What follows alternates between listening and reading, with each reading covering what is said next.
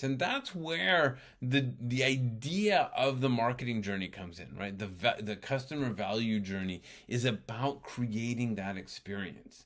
And it starts with, somebody who is unhappy, right? And it ends with somebody who's happy, because like I said, before they meet with you, by definition, they have to be unhappy in some way. I had a guy, and I was talking to a bunch of doctors about this, and there were a bunch of oncologists there, and this guy said, well, all I do is sell a pillow that makes cancer patients, more comfortable. I don't think there's a real transformation there, because he was in this room where everybody was talking about how they cure cancer, and he's like, all I do is make them more comfortable. That's fine. Your transformation doesn't have to cure cancer. It's okay that your transformation just makes them comfortable. They're uncomfortable before they meet you. They're happy after they meet you. I mean, they may still need some treatments, right? But at least the treatments that they're going through are more comfortable than they were before, right? So you want to think that way. So there's somebody who's out there, by definition, they're unhappy. And I'll move my face here a little bit, right? By definition, they're unhappy, and they become aware of you in some way. They walk down the street and they become aware of your shop, or they see an ad, or they see your a blog post, or you show up in a search, right? So there's awareness, and then the engagement is when they start having the conversation. Maybe they pause and look in the window, or they come in and have a conversation with you, or they read through the blog post. They don't just see it on Google. And then they have a moment where they subscribe, and this is where you get their contact information, and you can start to follow up with them so that they convert to a customer. And we like to think of this conversion as really a simple early sale, right? So for one of our clients, this was really selling a baby beanie. So she sold custom clothes for kids, and so we had her sell a beanie for babies that cost $1. Now, she didn't make any money on that, but people were now spending money with her, and they were engaging, and they were buying, and that gave her the opportunity to really excite them with the purchase, because she sent it to them in a nice box. It was well packaged. She put their name on it, right? Like, she went overboard, because that was their opportunity to really get in front of somebody who's willing to open their wallets and to excite them. So one of the questions that you want to ask yourself is, how are you subscribing and converting and exciting people about the opportunity to transform themselves with your products?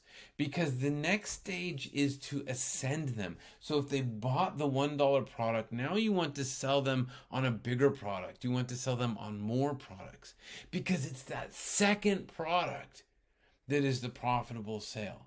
It is the customer value over time that is incredibly valuable to you, and you want to build that customer value. So engaging with them, selling over time, building that customer value, and eventually getting a testimonial from them, getting some sort of response from them, so that you can then use their voice to advocate on your behalf, and then eventually turn that into promotion with loyalty cards, with the opportunity to share what you're buying with others, that user generated or customer generated content that you can share on your social media. Like, all of this is them promoting on your behalf, and people are happy to do this when the transformation is authentic.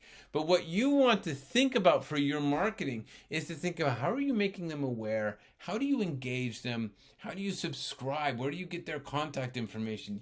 Huge opportunity for anybody who's in a brick and mortar shop to really take that conversation online and add the digital components. How do you convert them with an easy sale and get them excited about doing business with you, so that they buy a lot more over time, they give you a testimonial, and they advocate on your behalf, or they promote you to their friends? Let me give you an example, right? An example of something that happens, I'm sure, to most people all the time, where you're just sort of sitting around and saying to yourself, well, what I really need now is a new candle. It could happen. It could happen. So you're sitting around saying to yourself, well, I need a new candle. And I want to give you a couple of examples of the candle buying experience, okay? What is that candle buying experience? And there are two different ways that I'm going to show you how to sell a candle. One of them is from a shop that I go to in Truckee. So Truckee, California, which is where I like to hang out in the mountains, and there's this beautiful shop there, and they sell candles, and we go in, and the shop owner knows our name now, and she's like, hello, how's it going? And we talk about how my last candle was doing. I've never actually bought a candle from her, but you know what I mean. And then she offers me a cup of coffee, and I'm allowed to browse, and there's this whole sort of exchange that happens there. Once she even reminded me, hey, be sure to pay the meter out there because you're running out, right? Because there's a relationship that's happening there. Whereas I could probably get exactly the same candle over here at Walmart. But the experience at Walmart is completely different. The avatar is different. The shopping experience, the way that they develop the relationship, the journey, they're completely different. And the way that they've defined their value proposition for their customer is very different. And as a result, they're going to charge different prices. They're going to pay different rents. They're going to be in different places.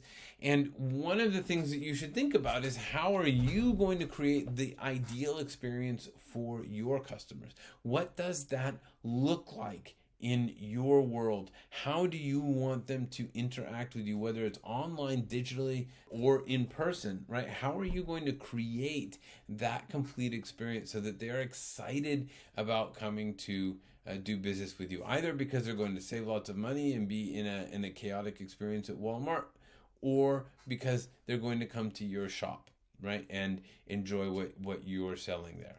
One last comment on avatars, because it just came up in what I was talking about, is yes, you can be a different avatar at a different time, right? So if you want a candle quickly, you might go over here. If you're going through this nice bucolic town in the middle of the mountains, you probably don't want that Walmart type experience. So remember, it's not a real person, it's a stereotype that you're developing.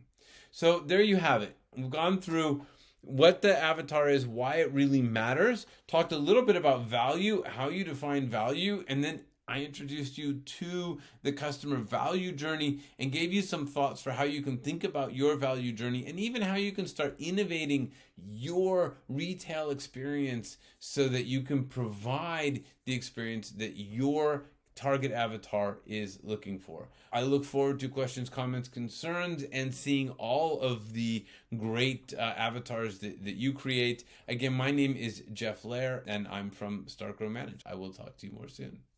Goodbye. Thanks for joining us, and a special thanks to our subscribers.